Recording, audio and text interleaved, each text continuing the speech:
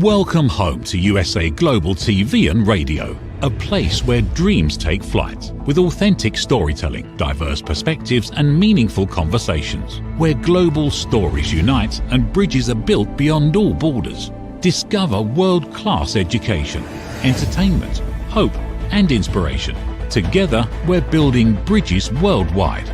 Subscribe to our channel, USA Global TV. Download our app, USA Global TV. Be our guest or join our team. Visit usaglobaltv.com. Thanks to our founder and executive producer, Dr. Jacalyn Kerbeck. Music score by Yeffy Tang from Cloud Road Music.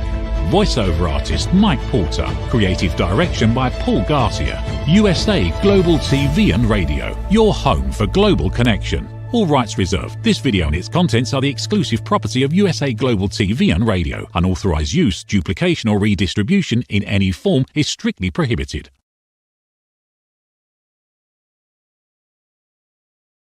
Hey everybody, it's that time. Welcome to You as a Whole, Body, Mind, and Soul. This is Justin MIRIGLIANI with you on USA Global TV and Radio. It's great to have you here. And this week is a special week for all of us. It's the holidays, and I see lights are changing and technical issues again. Gotta love it. But we'll just go with it. And that's part of the show, is going with the flow, trying to see how things unfold. And it's something I got away from for a long, long time. I was really good at this in college. Wasn't so great at it as a teenager, and then got good at it, letting things happen. And then all of a sudden, as an adult, I tried to make things happen. I tried to make things great. I wanted things to feel a certain way. And if they didn't feel a certain way, I felt like I lost out, that I didn't get out of it what I wanted to get out of it. And that was wrong. That was the wrong attitude, and it was a mistake. And it's something that I now look back and say, you know what, it's never going to be that way again. And I turned 50 years old this past Friday, so I'm in a new decade. I, as many of you know, am separated and will be divorced fairly soon. So another part of my life is changing there, and it's just I feel good. I feel good. I mean, I'm not happy that sad things are happening. I lost my uncle a couple of weeks ago, as many of you know. Again, getting separated is not simple. It's not something that you look forward to or that you plan for when you get married. It's something that you don't anticipate.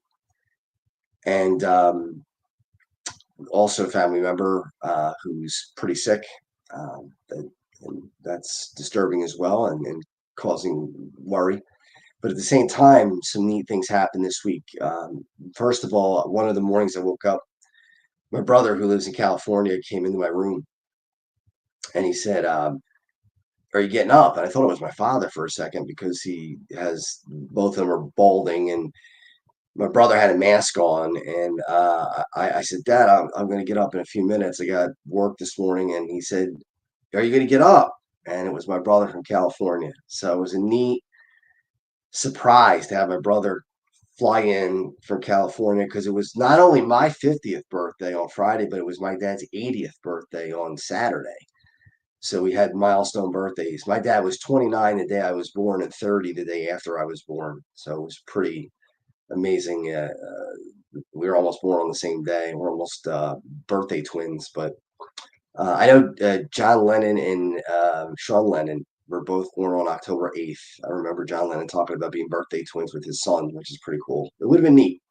My mom could have held out just for maybe a couple more hours. I would have had the same birthday as my dad. But really, a couple of things happened that really struck me during this birthday. And one of them, I didn't expect to get as many calls, texts, messages, posts that I did get. I really didn't. I thought it was well over 200. And being who I am, I can't. Facebook says to you, do you want to make a post to thank everybody? And you can just very quickly make a post to thank everybody. And I couldn't bring myself to do that. I literally thanked all 200 and some people individually through Facebook or Messenger, or called them or texted them. However they messaged me to wish me a happy birthday is how I sent my thank you to them. And I did every one of them personally, over 200 of them. And it literally took me an entire day on Saturday to do it. And then I took yesterday off because my eyes were ready to bug out. And I did it again today. I spent some of the day um, thanking more people as more birthday wishes came in, and some of them that I didn't get to on Saturday night. But it was so heartwarming. And so many people probably think that what drives me is, or what I'm most proud of. If you ask somebody what's Justin most proud of, what are the things? Is it that he started a business, or that he runs a charity, or a lot of people say, well, it's his body. He's proud of his muscles. And I said on Facebook today, there is a pride that I take in that, and there's a pride that I take in that because I've worked for it. I've earned it. It's not the muscles that really are the thing. It's the hard work that goes into building them. It's the dedication. It's the dieting. It's the hard work that goes into it. So yeah, I am proud of that, and I should be, and so should anybody else who does that. Just like a swimmer, if a swimmer wins a gold medal, it's not the medal that really is what's impressive. It's what went into getting the medal. And a lot of people think that's my brain. I mean, what one friend of mine, I'm not going to call her out. I don't even know if she's watching the show, but she said, oh, you're one of those pretty boys. You're one of those pretty boys that, has the body and lift weights and all a muscle head and things like that. And you know what? For a while, yeah, that was probably my focus when I was in my late teens and early 20s. But you know what that came from? They came from childhood insecurity. I'll tell you right now. I mean, I'm as honest as the day is long. Childhood insecurity has been a major issue for me throughout my whole life, and I just turned 50, but it's changing dramatically over the last, I would say, year. I really feel good about myself because as I did in college, I had 3 years in college where I felt good about myself, and 1 year where I didn't. My senior year was a bad year, but my first 3 years, I felt so good about who I was and what I was, and part of it had to do with my physique, and a lot of it did because I was a young kid, but most of it was because people generally felt good in my presence. They told me that. I'm not going by my own thoughts of it, or whatever it was. I just know that they did because they asked me to do things. They would say, Justin, do you want to do this? Or we want you to come here, or can you join us tonight? Or we're going to go out here. And I always, always, always wanted to be the one if no one else was going to do it. And some others did. I'm not going to tell you that I'm the only one. But I wanted to at least be the one of them who included everyone. The people that, everybody overlooked or thought, he or she is just in the background, and we're not really, it doesn't matter. We don't, that's not somebody that we really need to hang out with, or that's not a popular person. I mean, again, when you're 18 to 22, it's still a thing.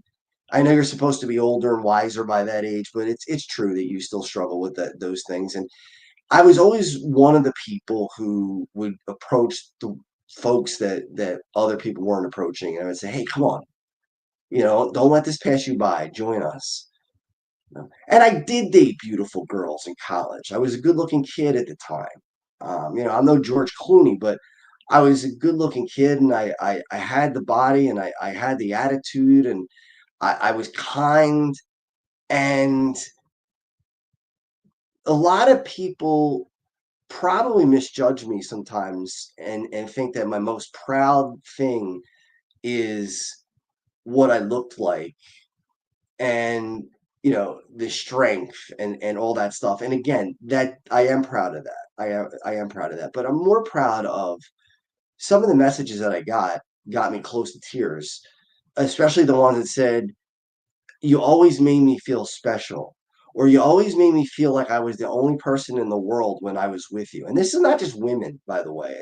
This is not a sexual thing. This is not a I'm sorry about the camera. Obviously, there's something going on with the camera. It's changing colors on us, but the message is the same no matter what the camera looks like. I don't care about that. Live TV, anything can happen.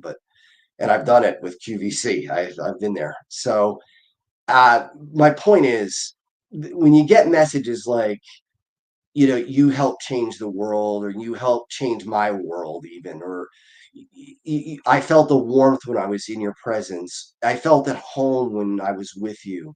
I felt like I was the only person who existed when you were there. Like nobody else mattered but me at the time.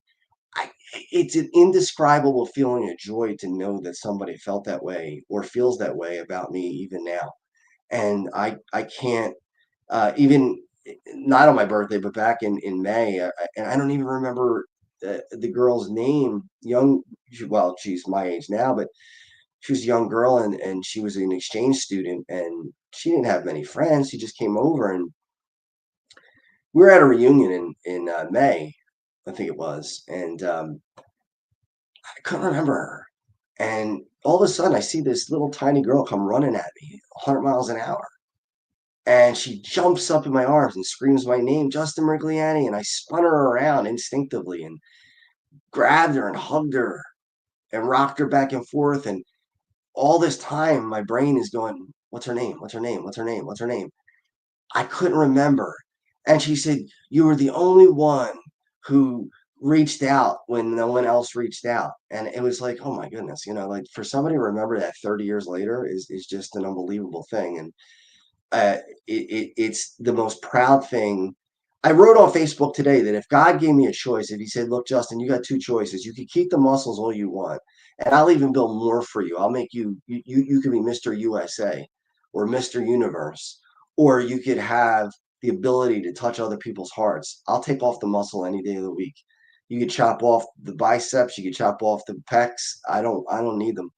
I mean, I like them, but if you gave me a choice of one versus the other, it's not even close to a question. And some people might not even believe that. They might say, "Nah, you're impressed with your own physique. You're impressed with."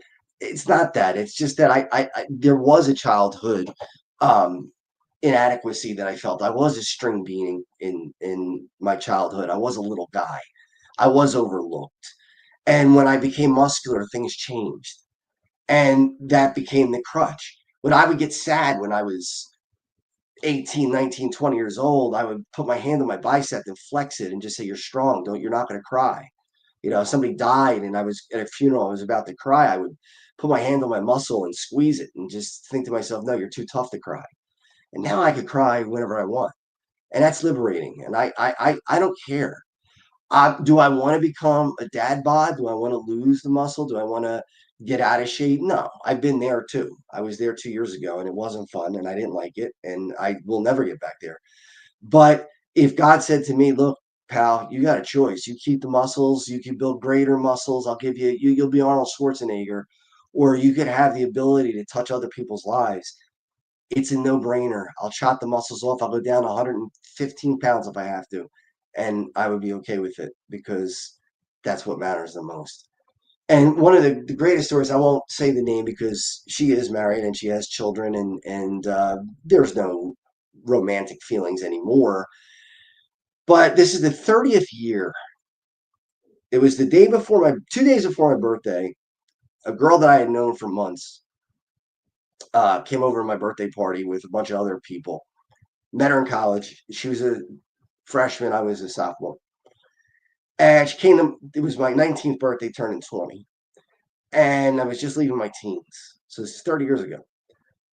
And I remember her being at the party, and I remember how much I wanted to tell her that I was in love with her, because I really was. I really, over the months that we had spent together, gotten to know her and gotten to feel her warmth and know who she was. And she was a very pretty girl, but she wasn't one of those girls that you would think would be like trying to be overly sexy or working hard to try to get guys to like her. I mean, she wore jeans and sweatshirts and things like that. I mean, just like a regular girl. She wasn't super into makeup and wasn't super into trying to look hot and stuff like that.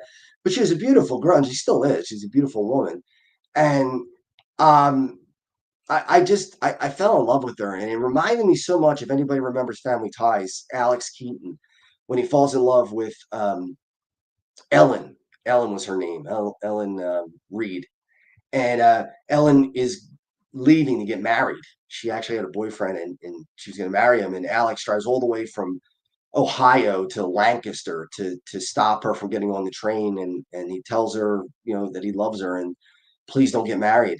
Well, it was a similar situation. This girl had a boyfriend, and um, I, I didn't know where that was. I really didn't talk to her about it much, but we hung out constantly, and so she came to my birthday party on the 18th of December. My birthday is the 20th. On the 19th, which was a Monday that year, 94, I went to school at 7 o'clock in the morning. Now, I didn't have classes at all that day, mind you. I just wanted to be with her. And I went to school and we went to breakfast together and we hung out all morning with her and her sister and her roommate, two roommates. And I remember just wanting to be with her. And I remember her sister was hitting on me like crazy. She was kissing my neck and she was doing things that most guys would be very excited about. And I made no move whatsoever. I just kind of ignored it. And she was smelling me. She's like, your cologne is just so good. And she was, really putting her face on my chest and, things that most guys, and including me, would love. I mean, that's a wonderful thing. But I didn't do anything. And later on, the girl that I liked went to class and her sister was in the room and her sister said, tell me the truth. Are you gay? She asked me. She said, are you gay? And I said, no, I'm not gay. And she said, well, I've tried everything to try to make you hook up with me and kiss me and do something. And you didn't make a move. So what's up? What's going on? And I was like, all right, I gotta say it. Right. So I told her, I said, look, I'm in love with your sister. And I don't want to do anything that could jeopardize that. We never dated. She doesn't know, but it's in here in my heart and I feel it. And we talked for about 2 hours while this girl was in class. Her sister was in class, and she's like, "You got to tell her. You got to tell her." And we went out. She came back from class, and we hung out. We watched TV. I can remember the TV shows. We watched the movie Alive about the plane crash where they had to cannibalize each other to stay alive. We watched the movie Alive. I have never since watched that movie. I will not watch that movie to tarnish that memory. I've seen it once and never will see it again. I won't put it in the machine. And it was first year. I was 19, turning 20 again. I was, in fact, going to be 20 within hours. And I'm watching the movie. We go out to dinner. We come back. She sneaks me back into her dorm room. I'm back with all the girls in the dorm room sitting there, and we're joking and laughing and watching the movie. And I'm nervously playing with a basketball. Her roommate was a basketball player, and I'm throwing the basketball up in the air and catching it and spinning it around and stuff like that. And all the while, I'm like, I got to leave at some time. And can I go to winter break knowing that I'm not going to say anything? And I remember I went out and I called my mom and I said to my mom said, are you coming home to decorate the Christmas tree? And I said, Mom, I can't this year. This is the first time I've never, with the family. And I was 19 and never missed decorating the Christmas tree. Never once, ever. And she said, where are you? Why aren't you coming? And I told her the story and I said, Mom, this is where I am. And she said, you're 19. You got to make your move. You got to do it. You got to tell her. And it took me several more hours. It was probably like 8 o'clock at night when my mother talked to me on the payphone. There were no cell phones at the time. And I finally walked into but I get choked up even thinking about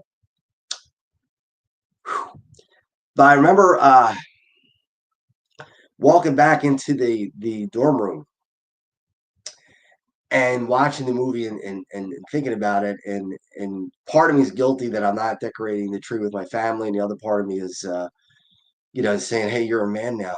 You're doing what men do. And that felt good, for a young guy that's becoming a man. And she finally got to about 11 o'clock at night or 11:30, I guess. And she goes to say good. We all hugged goodbye, hugged everybody goodbye, hugged her goodbye last. And we shut the door. She shut the door and I'm walking and I gave up. I said, I'll forget it. I can't do it. And I'm walking towards the hallway steps to leave. I turn around and I see her ponytail leaving. I could see it disappearing. I could see the door shutting. And I screamed, "Wait!" And she stopped and she smiled and turned around. She said, "What? What's up? What's up?"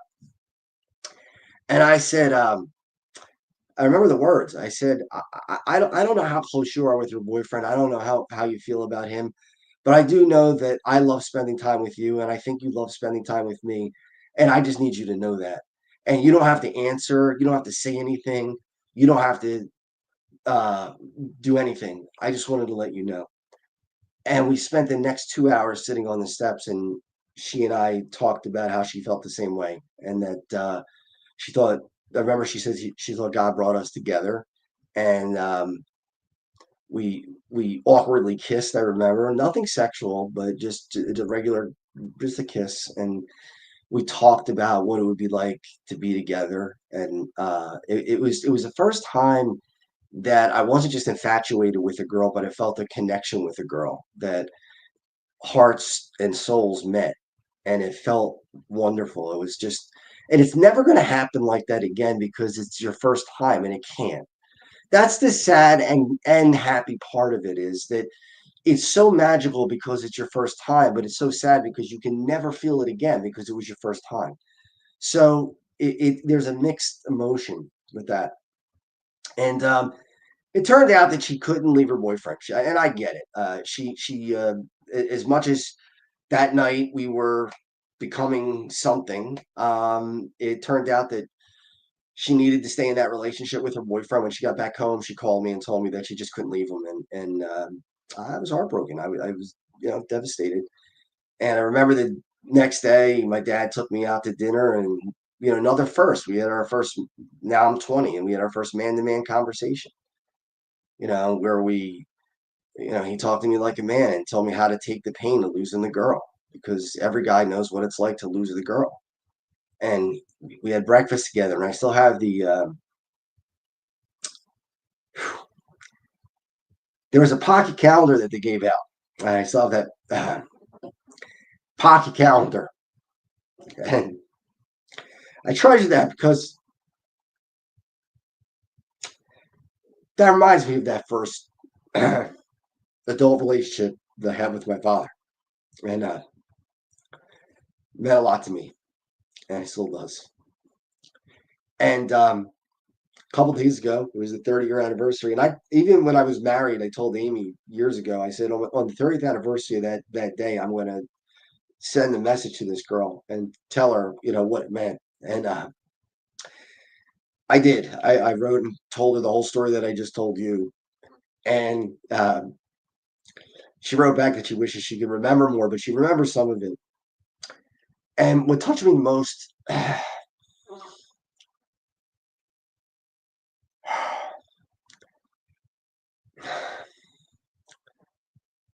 wasn't that she said that she loved me, or she had a crush on me.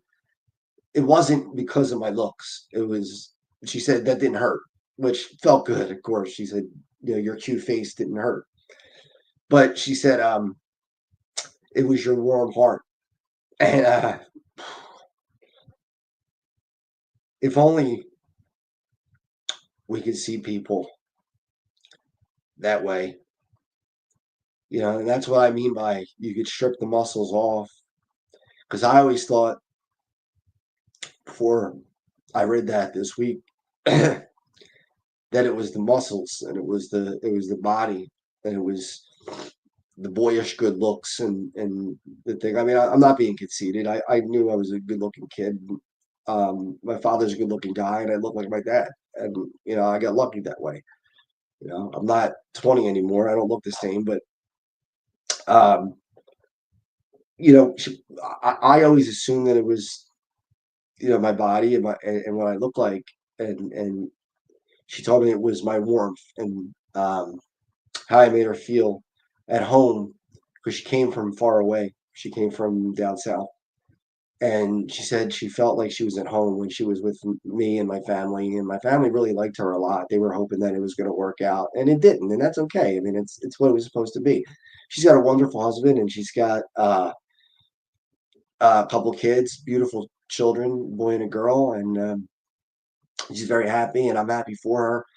And I wouldn't change anything. At the time I would have, but looking back now, I mean, who knows what would have happened if we got stayed together? I mean, we may have stayed together forever. We may have gotten divorced. We may have had children. We may not have had children. But I know we wouldn't have had our own children. Her two kids wouldn't be born, and my two kids wouldn't be born. So the right choice was made, and it unfolded, and that's the way it was supposed to unfold. And we went on, and we had other loves, and we've had other relationships, and luckily, in her case, it seems like it's a forever situation. I'm so happy for that. I really I hope that someday she'll watch this show. I feel so, you know, I just hope her husband understands why the feeling is the feeling, and that he doesn't take this as like a it's not a hitting on her type of thing. There's no romantic interest there. I mean, it, it's 30 years ago, but the feelings are still there. The feelings of what it was like is still there. It's like you don't forget somebody who dies. Like I can think of my grandparents, and they're gone, and they've been gone for a long time, but I can still remember them, and I can still they're still in my heart. So this girl will always be in my heart. I'll always love her as a human being. She's somebody that will occupy that space, and nobody will ever take that away. And I hope in my future I meet somebody who uh, touches me that way, and we make that same connection, because that's really what it's all about. It's all about the connection. You know, sex is wonderful. Romanticism, you know, passion is wonderful. I mean, it's there's no doubt about it. But connection is where it's at. Connection is where it's at. Where all of that comes together, not just pieces of it. You know, if you have the sex but you don't have the passion, you don't have the love, then you don't have a car with all the wheels. If you have the love but you don't have the sex, and you don't have the passion, then you don't have a car with all the wheels. It's got to be all of it. It's got to be all of it. And the reason why that worked so well, I think, was because I let it unfold. I didn't think about falling in love with this girl. I didn't say, you're going to fall in love with this girl. It just happened uh, organically. It just happened. And I hope that happens again in my lifetime now that I'm 50. And I think it will. I think it's something that will happen. But I'm not going to rush that. I'm not going to make that happen. And this Christmas, I'm not going to make anything happen. I'm not going to try to make anything happen. It's going to either happen or it's not. Either it's going to be a really great Christmas or it won't be, or it'll be an okay Christmas, or whatever it is, it is. And I'm just going to take it for what it is. But the feelings that I have right now, the reason why I'm so touched is that if that's how people think of me, even if it's only a few, and it wasn't everybody. A lot of people just said happy birthday, which is fine. I mean, I was appreciative of that. That's great, you know. Or even when people write HBD, you know, they didn't take the time to type out happy birthday, but okay, that's all right. They still thought of me for a second. But every one of those people, when I answered them, I thought about them. It gave me the seconds to think about them, and I thought about one thing that we did together, or one thing that we joked about, or one moment that we had together, or one time that we did something, or heard something, or were at a game, or whatever it was. Every one of them, I thought, as I wrote back to them, thank you so much. You know, I thought about them as a person, and how much, you know, it mattered to me that they were reaching out, and how much they meant. And some people obviously mean more to you than others. There are some people that you don't get as close to, and there are other people who, like your parents, or like your grandparents, or your cousins, and people like that, sisters and brothers, who are so close to you that it's amazing. And then there's people like your first love, who will always be close to you even when they're not. You know, even when that's over and done with, and it's just never going to happen again. It doesn't mean it didn't happen. It doesn't mean that those moments didn't happen. They could still be great memories. I really do believe that when you die, that God gives you a chance to relive some of these moments, and that will be one of them. I'll ask him if I can relive that. There are a few others that I'll ask. Watching my kids be born, I want to see that again. Um, I really think he does allow you to relive some of that stuff and feel what you felt at the time. I can remember what I felt at the time, but I can't feel it the same way that I did as a 20-year-old. Um, and that was special. That was something neat. And that's something that we got to take with us our whole lives is to have that feeling of letting moments unfold and not trying to make things happen. And again, I've been so guilty of that. So much of my life has been I've robbed myself of good times because as I would look at the clock and think, well, this isn't exactly the way I thought it was going to be. So what can we do to make this better? And I spent so much time trying to make moments, and you just can't make them. I mean, that moment when she turned around and shut the door, and I yelled, and she turned around, and then we had that 2 hour conversation. You, again, it had nothing to do with sex. It had nothing to do with it was emotional. It was something that I remember my mouth being so dry. I remember I was worried that I had bad breath because I was chewing gum like crazy, trying to make sure my breath was okay because I my mouth was so dry from being nervous and just spend the whole day just being uptight and hoping I would get the courage to say something. Um, and I hope that happens again in the future. I hope that I meet somebody who brings me to that level. And I've been in that ballpark a few times in my life, but it's a few. It's only a couple. I mean, it's not like Amy and I had that. I had it with another girlfriend or two other girlfriends, and that's about it. I mean, it really doesn't. Those kind of connections are rare, and they're rare for a reason because they're special. They're not something that comes along every day. And if they did, maybe they wouldn't mean as much. Maybe they wouldn't bring you to tears like they're bringing me to tears tonight.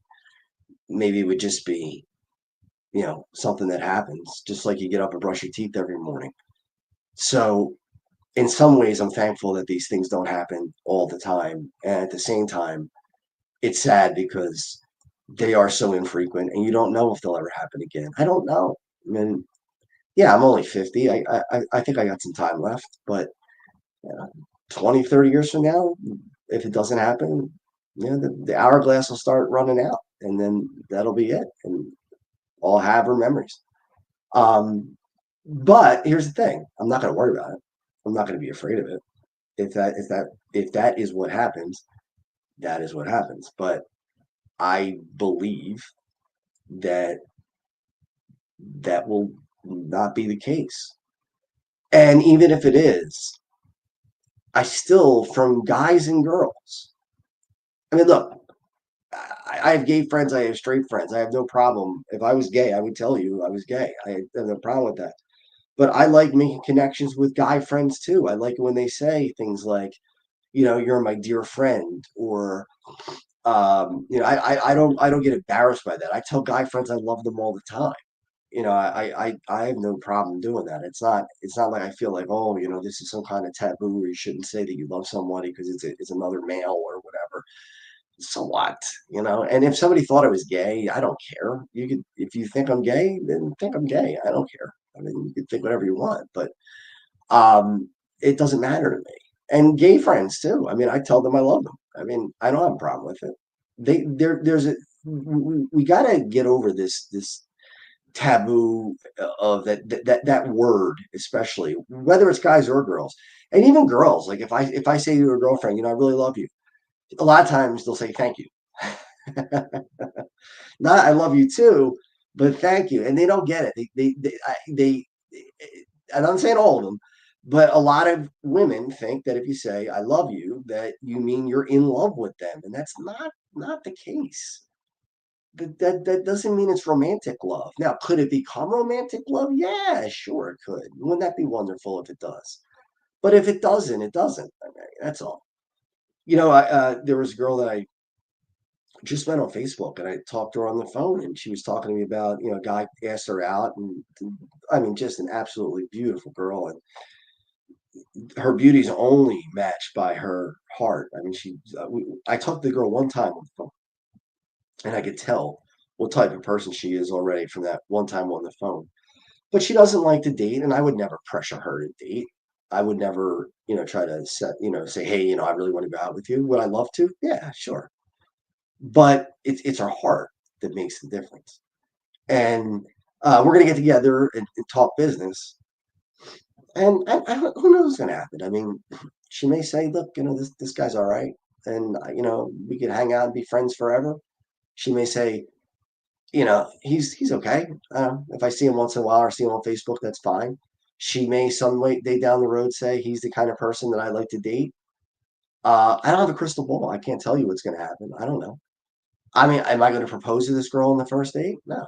Or am I going to, or the first meeting? It's not even a date, it's a meeting. Am I going to, but anyway, she told me that the last guy that took her out took her to a game, a sports game, and asked if they were exclusive. And it's like, I'm seeing that on the dating scene now. When you look on any of these dating sites, a lot of women and men are saying, I'm not into casual dating. I'm into, a relationship. Well, how are you going to get to a relationship without casual dating?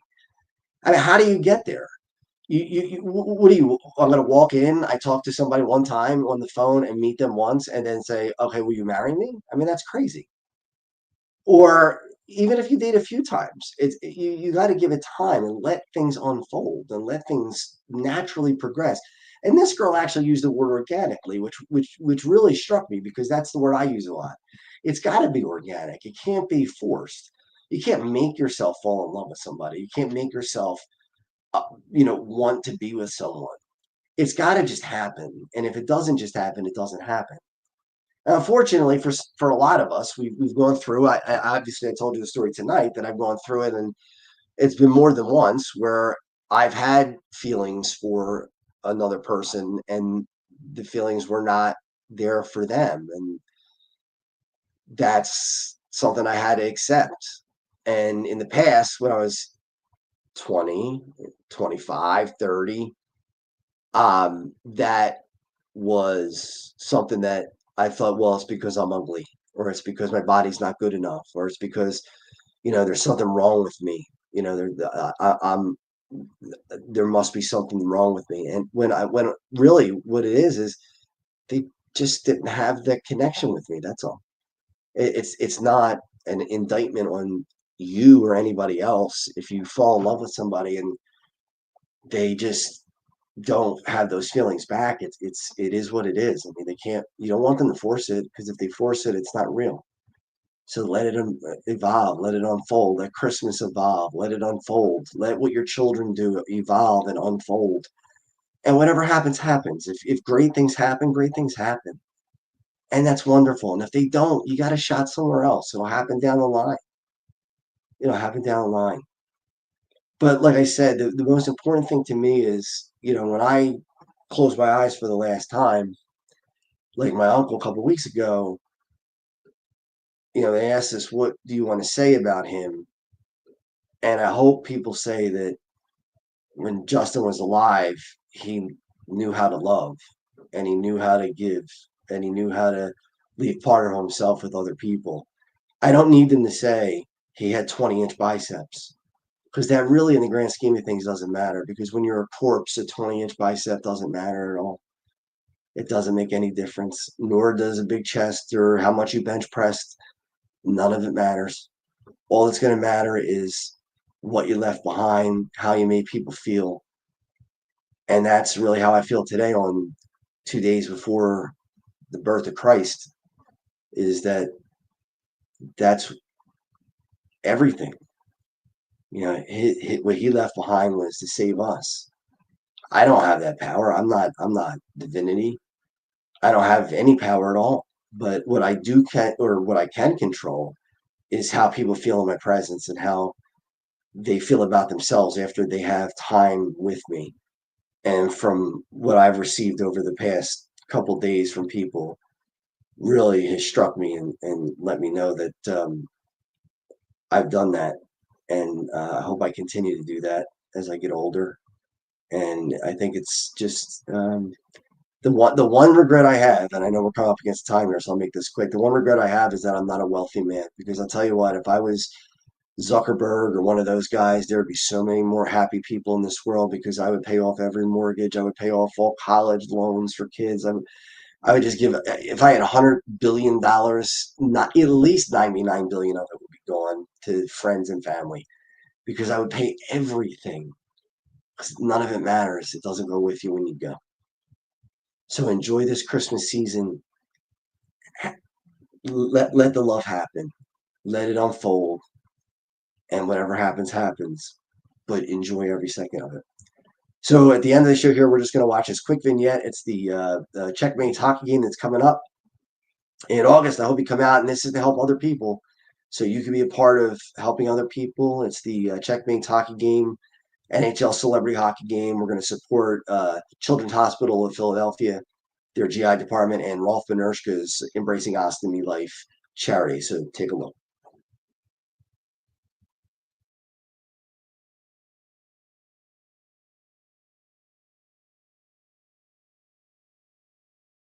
Hey everybody, I just want to tell you how thankful I am that you came out tonight and helped us out on a very special evening. Crohn's and colitis are terrible diseases, and they affect a lot of people, not only in the Delaware Valley, but all over the world. And hopefully we can find a cure someday.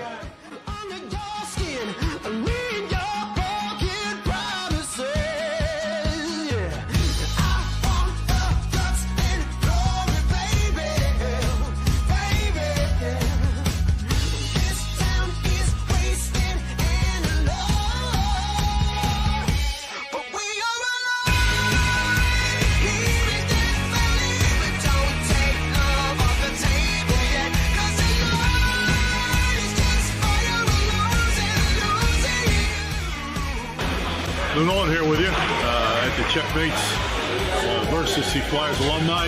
We had a great time this afternoon. Game was close, and we're all here for Checkmates Charities, which is the real reason that everybody's here, not only the players, but all the fans that were here. It was a great day, and we're really happy to be here.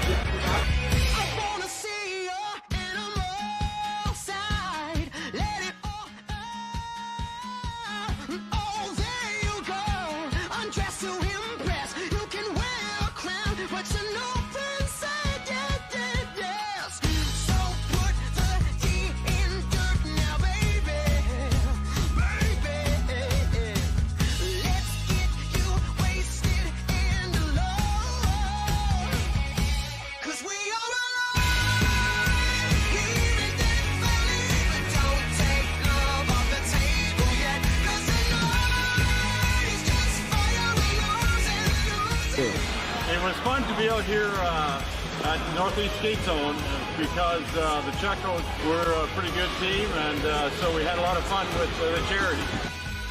And it was good because they took it easy on us old guys. So we had a good time. So anytime you can do something for charity, and I know a couple guys on the other team, and just to be on the rink, we all go have fun. Good times go. I'm either gone in an instant or here to the bitter end. I never know what I got. I want to thank my family for all that they did to help me get through this, and there's a lot of planning that get done. It has to get done. I want to thank Nick's Roast Beef and Common Avenue for all they've done. Dr. Prieto for saving my life and finding the disease and treating me for so long. And the Flyers organization for all they do to help us raise money every year. So thank you everybody, I appreciate it. I'll see you when I fall asleep. Baby, I'm ready to go.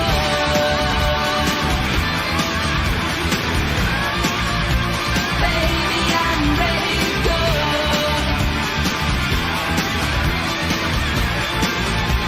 Baby, I'm ready to go.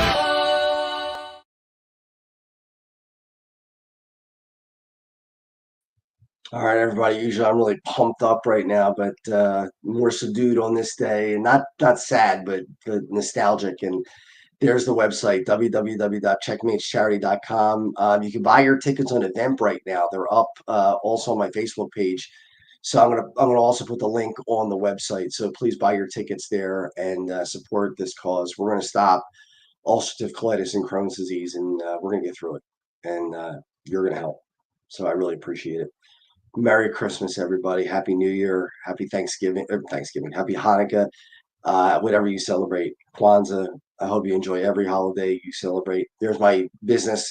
If you need training, corporate training, computer skills, soft skills. I have another friend who's getting involved in that, and she's really, really good. And we're talking business about that as well. So this is growing. So be a part of it. Get into the technology. It's www.justforyoutc.com. All right, everyone. Enjoy your holiday season and be safe. Let it unfold. In a world full of noise, misunderstandings, and interruptions, master the art of listening with Dr. Jacalyn Kerbeck.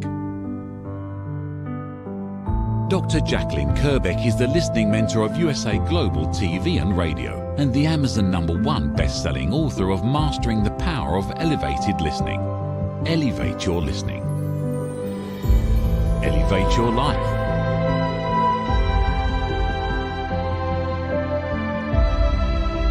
Join a global learning experience in person or via Zoom. Reserve your spot today. usaglobaltv.com/book-your-session or drjacalyn.thinkific.com. Join Dr. Kerbeck's listening courses or hire her to unlock deeper connections and authentic conversations.